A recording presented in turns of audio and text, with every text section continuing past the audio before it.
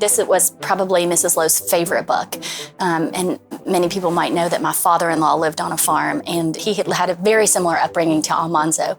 And Mrs. Lowe loved this book because she loved her husband, and she loved his upbringing, and she loved the farm. And he said one time, an interesting thing, he said, when you live on the farm, you recognize that you can only do what you're capable of doing, and then you have to have faith beyond that. And he said, on the farm, you learn not to blame someone for everything, because you recognize that you are not in control of the weather. You are not in ultimate control of the crops. You are not, an animal might die, and you have done your absolute best, but you are not in control. And so there is a sense of humility, I think, that comes with that farm living and that dependence on faith and that recognition that we are not in ultimate control. And so, I think that faith element is important and sort of intrinsic in the Wilders' farm living.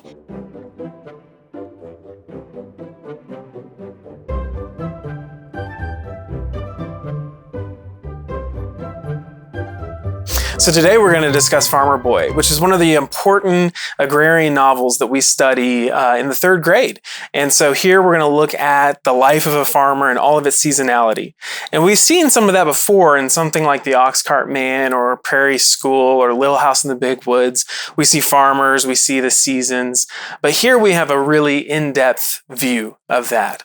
So how do we approach a book like this? We want to approach with a plan, with a destination. And so beginning in third grade, beginning in grammar school, all of the books start with a series of essential questions and an introductory essay. So the teacher knows where we're headed with this book, which ideas to exalt, which ideas to connect to other books, which ideas are going to be consistent throughout the HLS experience so that the students can enter into that great conversation at the end. So in Farmer Boy, we have started with 5 essential questions that begin preparing students to look for evidence and look for conversation around these essential questions. So let's talk about this first one. What does it mean to be a good man or father? So we're seeing Almanzo's father as a pillar of the community, as a father who cares, but a father who also disciplines.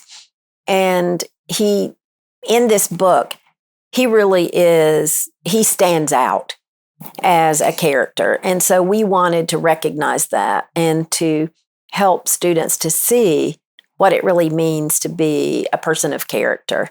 And he just happens to be in the role of father. Yeah. And it really is, it points to what it means to be a good man or a good woman, because we see father throughout the story in multiple scenarios being a good man, whether, he has to make sacrifices for his family and, go outside in the cold weather, or, he's fair with the people he deals with. So we get to see multiple instances of his goodness in all types of ways.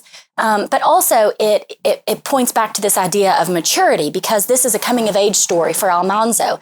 And it puts father in the role of exemplar to all of us as a good man in a community, but also particularly as a good man to, toward which, boy.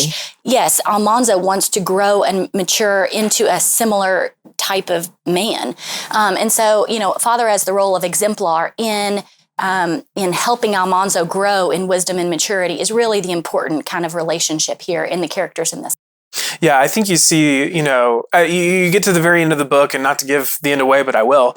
Here Almanzo's given a choice whether he wants to go, and again, we'll get to city life and country life as well. Does he want to go and live maybe an easier life and become a wheelwright or work in a store or something like that? But really, it's his father this whole time who's been instilling in him this love for the farm, this love for his place, how to break cattle and break horses, and that's what Almanzo really wants. And so for him, he sees that all that pinnacle, if you will, of goodness is located in his father, and he's watching his father, and that's who he wants to be like. Right, but Royal makes a different decision. And he does. And he's raised by the same father. Yeah. So I think that for Almanzo, it is truly a love of the land and a love of farming. I think also that father, in a way that mother, so at the end of the book, if we're going to talk about the end of the book, mother is really upset that Almanzo might choose a different life. Yes. Father freely gives him the choice. And so I think that to me is really the climax of the book. Is we see all the way through, we see Father guiding him, helping him, letting him make his own mistakes, encouraging him, but not giving him more than he can handle at one time. Like he's not allowed to train the colts. Right. But he can train the calves. He allows him to wreck his sled. Right. You know, all of those things. And Almanzo is working really hard to succeed because this means so much to him. But I think at the end, for Father to give him that choice, when you know Father wants it just as much as Mother, for him to stay there, to inherit that farm, to keep it alive, that he still gives him. If you go live in the city, these are the great things about that.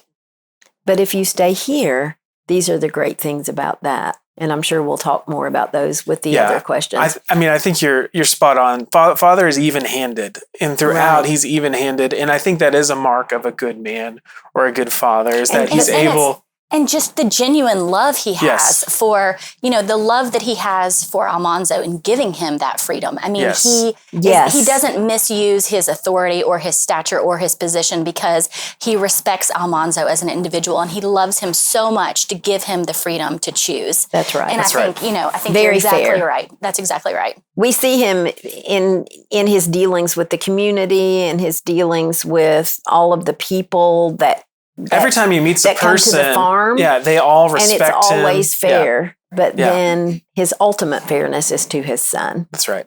So in our study guide here, and as we've worked through this book, we have tried to point out to the students the very specific examples of Father doing that throughout the story. And so we can talk about it in broad themes and we can point that out to the teacher, but we've added a new element to these study guides, which I think is really helpful because at the end of the book, we have a list of 20 specific examples that point to what it means to be a good man in a community and what it means to be a good man in a family, and what it means to just be a good person in general. And so I think that those, the essential questions and then the evidence lists at the end of the books really help a young student begin to learn how to pick up these themes and these essential questions as they read. That's right. We're giving them the ability to investigate a work and to find all the pieces of it that are then taken and put together to form the theme, to fashion that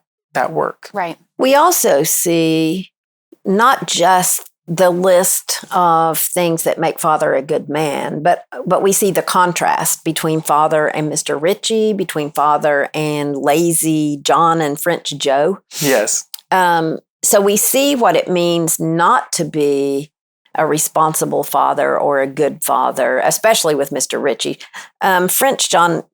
Lazy John and French Joe they live a different kind of life. They live a different kind of life, and it's not necessarily a bad life. Mr. Ritchie is just a bully. That's right. And is proud of his son for misbehaving. And Father meets with the school teacher and really helps him to deal with the bullies and get them out of the classroom. So I think we see very early on that contrast. That's right. Yes, Father, I think the French Joe and Lazy John situation is another example of just how Father is also gracious towards everyone. Yes. No matter the lifestyle that people lead, that's right. He's able to work with them, to provide them work, but also pay them fairly and still have fun and be in community with them in a way that I think is good. And that also brings up Father's attitude towards Almanzo's schooling, which that is the big contrast with Lazy John and French Joe. I always want to say Lazy Joe and French John. Yeah. So I have to look at it every time. Yeah. That they don't care if their child has an education or is involved in school if work needs to be done. And sometimes Almanzo gets to lay off of work. But when he needs to be in school, Father makes sure he's in school and stresses the importance of his education, whether he wants to be a farmer or not. And the big thing is math. Yeah, he says you have to learn how to figure. That's right. At least some. Well, and this might transition to the next essential question or to another essential question. But, as we're talking about this, I'm thinking of a Winston Churchill quote, and he says, "The price of greatness is responsibility." And throughout this book, father takes responsibility for his family. He does the work, and he shoulders the burdens. He shoulders the responsibilities. And so that is, one of his distinctions. And so, that relates to the idea of farm life in general, that there is tremendous amount of freedom. There is a lot of self-sufficiency, but it's not possible without the related responsibility, that relationship between freedom and responsibility operating in tandem, for all the goods. Which she's just segued into the second essential question. I was trying to. Did it work? Yes. I'm ready. I turned my page. So our second essential question is, what is the relationship between freedom and responsibility? And we really see that at the end. Again, at the end, everything kind of comes together in most novels, but especially here, father is trying to present the life of a farmer to his son because he's giving Almanzo the choice of whether he wants to go learn a trade or stay on the farm. And he makes a big deal out of the fact that farmers are free. They don't owe anything to anybody else. They are free because they can take care of their own land, they can take care of their own family, they can take care of themselves. But there's responsibility inherent in that. What does this look like throughout the book?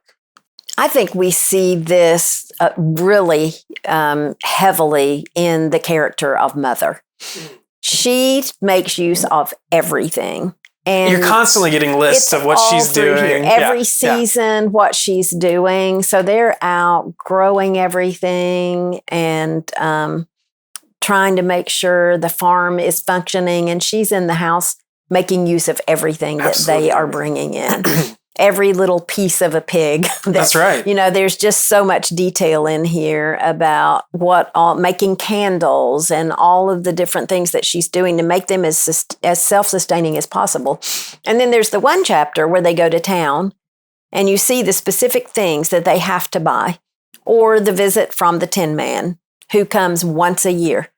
So anything that she needs that's made out of tin, she has to get right then, and she doesn't have it. She cannot go to the store after that and find what she needs. She has to know what it is and get it. And you see her wisdom there, where she has to trade and barter with the Tin Man, but she does it cleverly. She does it in a way that benefits both her and the Tin Man, but really gets what she needs and what she wants. And the cobbler. Yeah.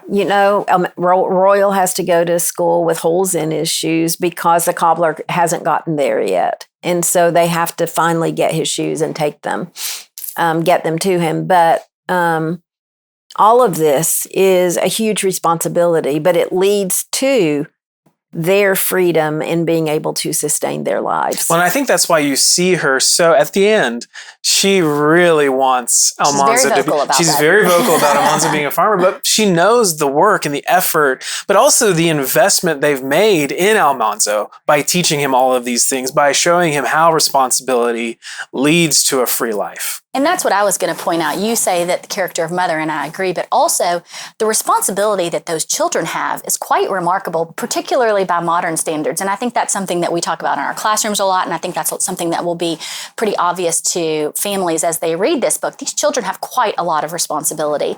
And I think that is, the Wilder parents have recognized what is necessary in preparation for this freedom. And so they haven't given these children these opportunities and these freedoms without the necessary preparation. And so I think that's something that we want to consider. In Charlotte's Web, remember when Wilbur was let out of the pen and he didn't know what to do with that freedom. That's right. It was a burden, it was a stress, and it was very, very difficult for him. And so the Wilders have been very, very conscientious in training these children up for those freedoms. And the list of their jobs. I mean, at the end of this book, we can, all the jobs that Almanzo have there, 30 things. And, but I think that that's necessary because if, that is absolutely what's required. And Father, in his wisdom and in his maturity, and Mother as well, want to give a realistic view of life on the farm. So, it's necessary that the children participate, and the family needs that help. Well, there's I like what you said. Each of these responsibilities, there's a telos, there's an end goal for each of these, and it's informing and fashioning them to be the kind of people that can be self-sustaining, that can be free people. But Father does also point out that they and obviously this family is doing everything that they can in order to be responsible farmers. But when their corn is freezing and they're out in the middle of the night putting water on it, the whole family trying to save it, Father does recognize then and does say that they only have so much control. There's a limit. They can't control the weather. I mean, a farmer knows that more than anybody. You know, we live in a rural community, and if it rains too much or if there's a drought, it can destroy. So you really have, in order to be self-sustaining, you are also dependent on nature. Well, and I think that's an important part, because I wanted to mention, the family's faith is really important to them. And I want to talk about that. But, what you said about farm living giving you a different perspective. This was probably Mrs. Lowe's favorite book. And many people might know that my father-in-law lived on a farm, and it was very similar to, he had a very similar upbringing to Almanzo. And Mrs. Lowe loved this book because she loved her husband and she loved his upbringing and she loved the farm. And he had so many experiences like this. And I would talk to him often about the farm. And he said one time, an interesting thing, he said, when you live on the farm, you recognize that you can only do what you're capable of doing. And then you have to have faith beyond that. And so, I think, and he said, on the farm, you learn not to blame someone for everything, because you recognize that you are not in control of the weather. You are not in ultimate control of the crops. You are not, an animal might die and you have done your absolute best, but you are not in control. And so there is a sense of humility, I think, that comes with that farm living and that dependence on faith and that recognition that we are not in ultimate control. And so, I think that faith element is important and sort of intrinsic in the Wilders' farm living. And, I think one thing you can see is, their true observance of the Sabbath. There's a lot they could be doing that day that would be very productive for them. It's necessary for them to be, working on their fields. They need that food. They need those clothes. They need to do that work to sustain their life. But they genuinely and truly observe the Sabbath. And so, spend all Saturday night getting ready for it. That's right. And it's the pinnacle of their week. I mean, going to church, they dress in their Sunday best. And so, I think that you can really see the character of the family and sort of, their acceptance of responsibility, but also their faith as an integral part of their life on the farm. So another example we see of this nature, this comparison between freedom and responsibility is during Independence Day when they go into town. That's right. And Almanzo wants a nickel. That's right. And he just says, Frank had a nickel. He bought pink lemonade because he can't get up the nerve to ask his dad, because he knows how important every penny is to their farm. And his dad hands him a $50. And he says, but do you know what a $50 is? And Almanzo didn't know it was anything but a $50. And he says, it's work, son. That's what money is. It's hard work. And Mr. Paddock says, the boy's too young, Wilder. He can't make a youngster understand that. And Father says, Almanzo's smarter than you think. So what's he do with his $50? He goes and buys a pig. He buys a pig for the farm that he can. So he has learned. And his dad says, as they're still talking about the $50, that's what's in this $50, Almanzo. The work that raised half a bushel of potatoes is in it. And Almanzo's been out there. He has raised that half bushel of potatoes. So he understands that $50 is not just money to throw away, but it has value that can be an investment, which is why he buys the pig. He's really a good kid. He just makes some mistakes. He does. Because he's young. Yeah. All do. Well, and I think that naturally leads to kind of a segue between this and our next question, but you do have this interesting chapter, especially from modern standards, about a vacation that father and mother take, and they leave the kids behind. So what do you see there? What kind of growth? Well, the kids are acting like children. That's right. And they're, as soon as their parents are gone, at first, I think at the beginning, they're a little bit nervy about the fact that they've been left alone, but then it hits them that they're totally independent. They eat all the sugar. They eat all the sugar. That's all the best. yes, they don't really eat a good meal at all. It's just all stuff that's bad for them in this house full of food. And they don't really, they're not real responsible with their chores, except they do all of the things that would be harmful. Like they make sure all their animals are fed, and they make sure that everything is done that needs to be actually done. But at the same time, that it is probably a little too much freedom for them at this point. Well, and I think that's exactly right. I think that's illustrating that as kids, yes, they're learning, but they're still kids. They're still right there. They're still wanting to do whatever they want to do. But that's also a learning experience. And similar to how Father always kind of lets Almanzo learn, they just have to learn that there's a limit to their freedom. And I think they get there. Well, and something interesting to me about that particular chapter is mother. We talk about children growing and maturing, but as people, adults, we are constantly growing and maturing as well. And so the relationship between father and mother's nervous to leave them, and so she is more reluctant to give the children that freedom, and she's nervous about it. And father's saying, come on, it's okay. That's right. And so mother also has to learn to give that freedom. And, and as parents, that was that resonated with me. That happens in our family all the time. You have to learn to let go as well. And mother had to grow and mature in order to transfer that freedom to her children. And she had to be encouraged by her husband. Yeah, it's so hard to do. It's so hard. You're going to see one day with those little girls. Right. Oh, man, it's hard to let it go. Yeah. So that brings us to our third essential question. How does one grow in maturity and wisdom? And of course, that's a major theme throughout this book. At the beginning, Father doesn't trust him. The book says Father didn't trust him yet, because colts and young, unbroken horses are very easily spoiled. A boy who didn't know any better might scare a young horse or tease it or even strike it, and that would ruin it. But then by the end, when Father and Mother are having the discussion with Almanzo about what he wants to do, Father says, you take your time, son. Think it over. You make up your mind what you want. Father, Almanzo exclaimed. Yes, son? Can I really tell you what I want? Yes, son, Father encouraged him. I want a colt, Almanzo said. Could I buy a colt all my own with some of that $200, and would you let me break him? And from there, Father smiles. I know, but it's such a great sentence. Father's beard slowly widened with a smile. It's just, he's given him total freedom, but he's so happy with because we don't see a lot of emotion in Father. We see his eyes twinkling. His eyes twinkles throughout. Yes. Right. Yeah. I think this is just beautiful.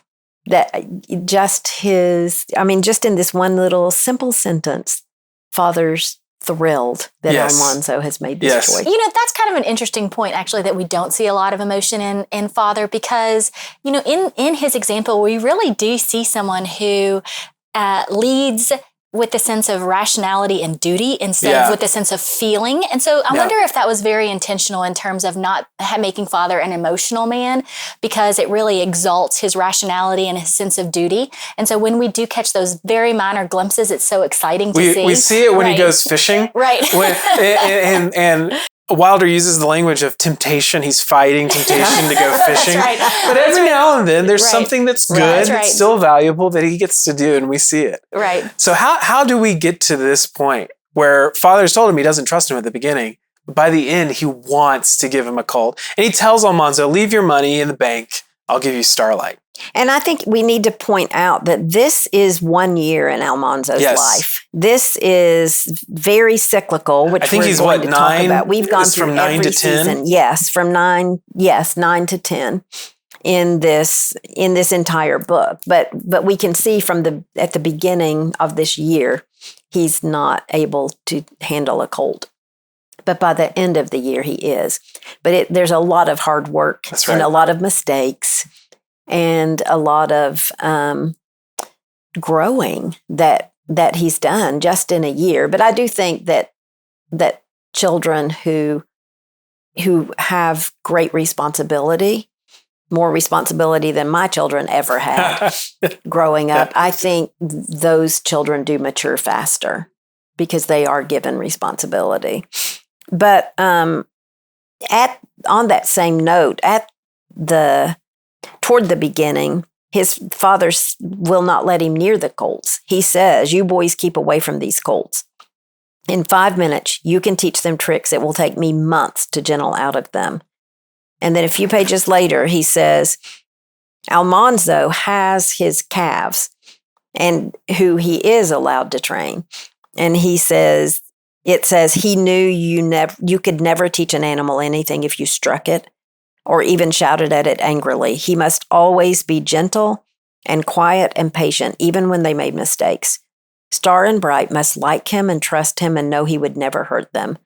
For if they were once afraid of him, they would never be good, willing, hard-working oxen. And then a few more pages later, after he's done all of this training of them, it says they went willingly. They did everything he told them to do. And that's how Father's raising Almanzo. There's a parallel between them. There is a definite parallel, is that he's using the example of his father then to raise his own calves and train them. And this is so apparent throughout the story. And so I'm glad you pointed that out, because I think it's really important for the reader to recognize that, in several of the chapters, just exactly the way Almanzo has been treated by Father, he does the exact same thing in caring for his animals, and so there's a ton of mirroring in this book, and it's really interesting to point out to the student as they read, and it of course points to this idea of growth and maturity and wisdom, but there's several examples that are sort of fun to pick out for the student. So you also mentioned that, yes, he has the responsibility, but he also makes mistakes. So where do you see some of those? And what do you think those are teaching him? He makes the mistake of standing too close when they're hauling the ice. Yes. When they're cutting the ice. And that's dangerous. I mean, it was. He almost lost his life. And Father was really angry when he fell in that hole. That's right. And as he should have been, because he was afraid, because Almanzo could easily have died. But Father just says, from now on, be careful. Look, he assumes that he's learned his lesson, which he has. I guess we don't see the second season, right? But then for me, the big one is when he has the sled with the calves on it. His friends want to ride, and he knows that the calves aren't ready. They haven't been taught to drive with riders, but they say he's scared. And classic peer pressure, yeah. Classic little boy thing, yeah, right? That's right. So Almanzo then says, "I guess I know how to handle my own calves." Well, it's a disaster. When they get on, the calves run away. The boys are thrown into the snow, and so Almanzo does realize, though, I think at the end of the chapter, it's great. His dad says, "You have some trouble this afternoon, son." And he says, "No, I just found out I have to break Star and Bright to drive when I ride." So he did that in the barnyard. So it was a mistake he made, but he learned from it. And he did what he needed to do. And I think you see that. I mean, you see that throughout. Father, we mentioned this when we talked about him being a good man, but we need to bring it back up here with growth and maturity. Father is consciously allowing him to make these mistakes. Yes, right. Yes. He's saying, he knows that sometimes mistakes are the best teacher. Well, that's that time when they were hauling that timber. Yes. That made me nervous because I felt like Father gave him too much. Well, the Father says, you can get hurt in the timber. And just let him get hurt. Yeah. But also, I think you see this as well when Almanzo, you have to sort of brush up against you have to be able to make discernments and make judgments and make decisions. And so we can see that in the milk-fed pumpkin situation, I think, because Almanzo is growing in moral stature and he is wrestling with the idea, was I dishonest? Was this an unfair practice to win, with this milk-fed pumpkin? And all along his father knew about it and it was an acceptable way to grow the pumpkin. But, Almanzo had that sort of internal conflict, like, am I being a just man? Right. And so, father gives him the leeway to sort of, make those discernments and make those judgments and grow, independently. Well, and Almanzo looks at father when he's wrestling with the milk-fed pumpkin, and his father is stoic, just kind of stone-faced, and makes him come to his own understanding of, wait a second, was this right? Was this wrong? Right. And so, I think that's an important thing, is that he doesn't just give him the answers always. I mean, he gives him examples and he points him in the right direction, but, we all have to come to a point where we can make those discernments ourselves.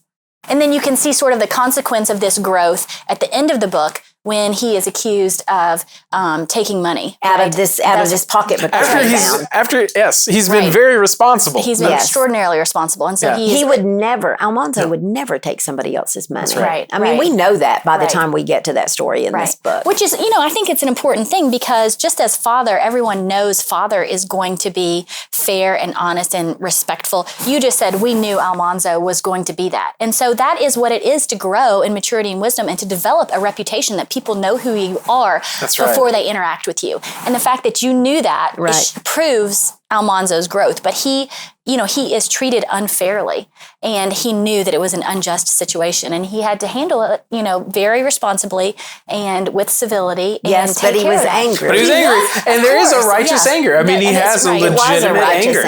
But I love the way he handled it when he just told. When finally Mr. Thompson was forced by the pressure of the adults around them to give Almanzo a reward for returning his pocketbook, and he gives him a nickel, and Almanzo's like, I can't change that, and hands it back to him. Refuses to take that because that's an insult. That's right. That wasn't a reward. It was an insult. Right. He would rather have his integrity. Yes. That's right. And that was more important to him, which is, a real sign of maturity. Well, I think you see a lot of this growth and maturity happening. Almanzo is a country boy. He's a farmer. He's learning about how all of these things work on the farm, how he breaks calves, how he interacts with the animals. And yet you see some of these decisions are occurring in the city. They're happening where he's now going to a different place. He's in community. He's in different situations than he's used to, but he's applying principles he's learned. And so I do want to get now, I think, to the fourth essential question that we have. What are the benefits and boundaries of city life and of country life? Well, this is such an important theme that we're going to see throughout the literature. And it's just, it's something that we want to point out to the students so that they can continue to think about this as they traverse through the curriculum, because, our setting has such a huge impact on our values and our perspectives and, how we view our place in the world.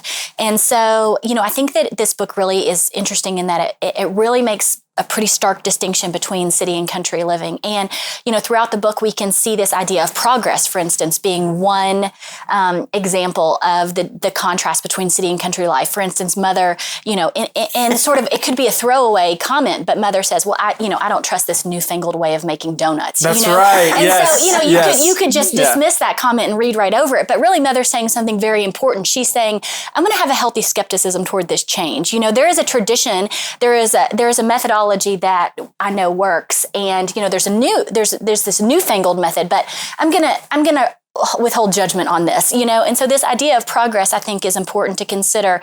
Not all progress is bad, but sometimes new things haven't played out to their ends yet. Yes. And so Mother has a healthy sort of perspective, I think, on progress, and I think that's an important thing to point out to students, that we just need to question: is all progress good, and how is it good, and how is it in what ways might it influence us negatively? Related to that, I think, is the idea of sort of pride and control. We talked about this a little bit earlier, that, the farm sort of in many ways contributes to humility, because you recognize that you are not in ultimate control of everything, and that you do have to depend on nature and God, and the Wilders do that.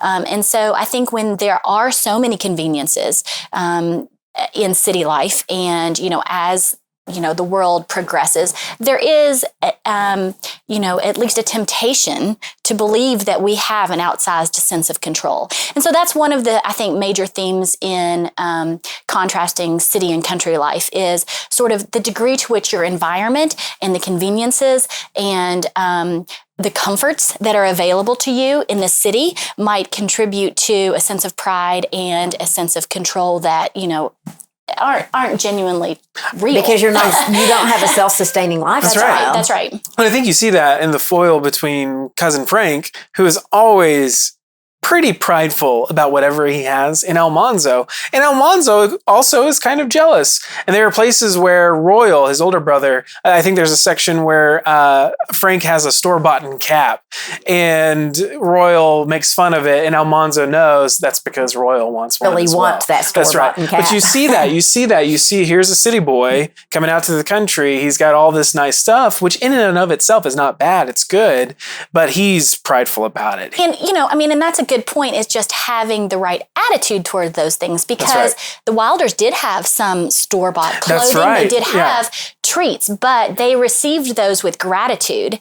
And so just having the material thing is not the problem. It's the way in which those things are received, and the way in which they are proportionate to, your character. That's right. And so, I think that that's just an important thing to recognize about the material opportunities and the material temptations, I guess, in the city life. But Father recognizes that farmers built America. Yes. And so he makes sure, is it on Independence Day? I think it's Independence Day when he's talking to Mr. Paddock. Yeah. Okay. And Almanzo hears him say, America was built with the axes of farmers, or something like that. That farmers, what we have in the city started in the country.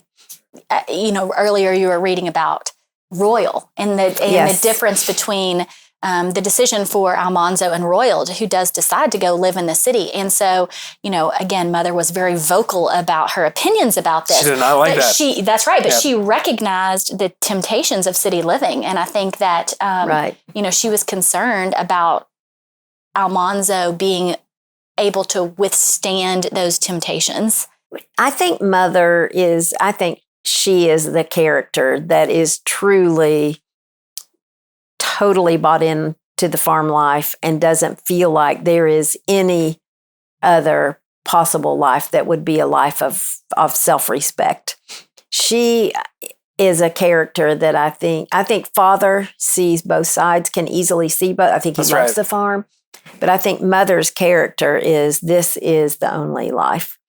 And she says, truckling to other people for his living all his days, talking about Royal, he'll never be able to call his soul his own. That it's also being self-employed, being independent. That's right. Is very important to her, and not being dependent on other people for your living. Well, I do think, yes, but there's also some complexity there where she's the one that really wants the money in the bank.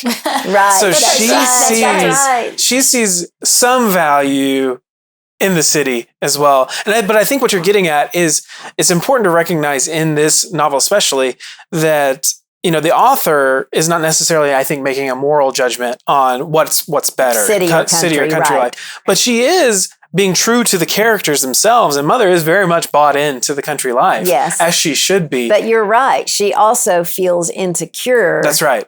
There is some benefit. There is some value. And that's an important thing, I think, to point out, is that, that city life in and of itself is not bad. I mean, the community of city life, and, the Wilders go to church, they go to the fair, they go to the store and they buy, goods that they need. So they do benefit from that. And I think the sense of community is also something that we need to point out in terms of this contrast, because, the Wilders do appreciate the community in both places. That's right. And whereas in the farm, it's a different relationship. It's a more dependent, in some ways, relationship. Even though there is sort of an independence of the Wilder family, there is a dependence on their community. That's right. And they do value the city, but it's a different sort of interaction, I think, with the people. Well, you see that they get into some danger.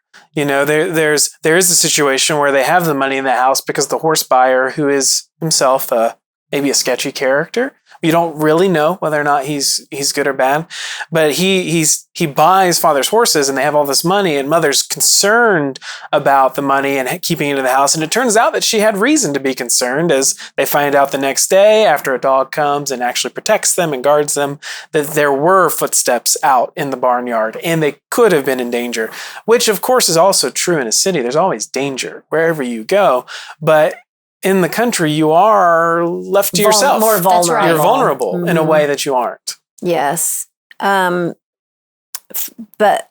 when Father talks about city life, it sounds so good to me compared to this year that we've lived with them. Yeah. He says to Almanzo, when he's trying to help him make up his mind, you'd have an easy life in some ways. You wouldn't be out in all kinds of weather. Cold winter nights, you could lie snug in bed and not worry about young stock freezing. Doesn't that sound nice? Rain or shine, wind or snow, you'd be under shelter. You'd be shut up inside walls. Likely, you'd always have plenty to eat and wear and money in the bank. And then Mother's not happy that he's told Almanzo all of this. And he says, that's the truth, and we must be fair about it. But there's the other side too, Almanzo. You'd have to depend on other folks, son, in town. Everything you got, you'd get from other folks. A farmer depends on himself and the land and the weather. If you're a farmer, you raise what you eat, you raise what you wear, and you keep warm with wood out of your own timber. You work hard, but you work as you please, and no man can tell you to go or come. You'll be free and independent, son, on a farm. And Almanzo does not want to live inside walls and please people he doesn't like, and never have horses and cows in fields.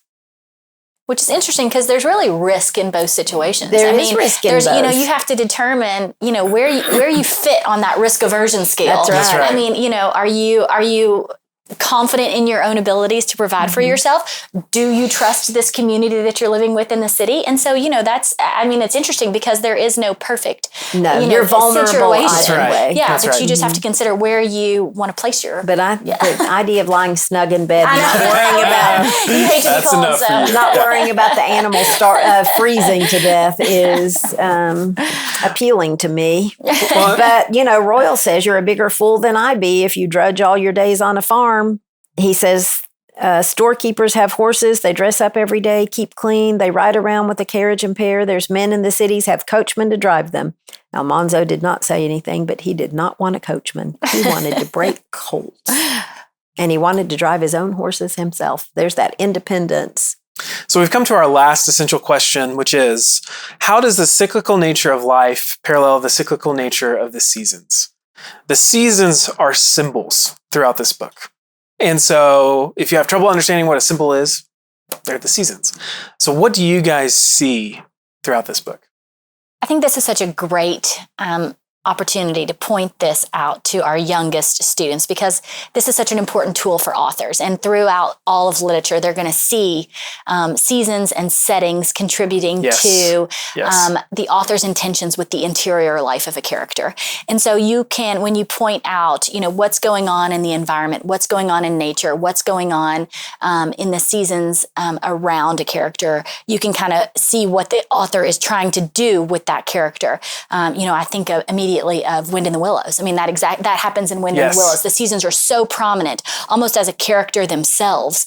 Lion, the Witch, and the Wardrobe. Lion, the Witch, and the Wardrobe. Right, exactly. So many books, and so it's important to point out in a very clear and simple way to the character that the seasons are contributing to the growth or the development or the circumstances or the interior life of the character. And we can see this in Farmer Boy from the very beginning. Something that we were talking about in our little side conversations. that it never occurred to me until just this minute. But, the beginning of the book starts with Almanzo going to school.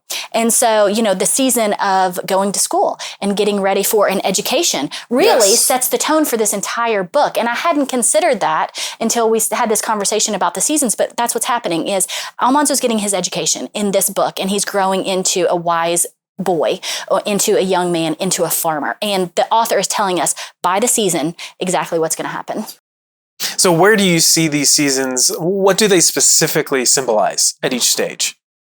So spring represents planting. That's when they plant everything. And, even these chapters are specifically spring planting or then in the summer. So spring is very hard work. That's right. In the summer, they almost get a break, really, because they get to go fishing. They go to Independence Day. They get rewards for their hard labor, right. which is not something that we've talked about. We've talked about the work, but we also get to see the rewards of those labors. And, that's right.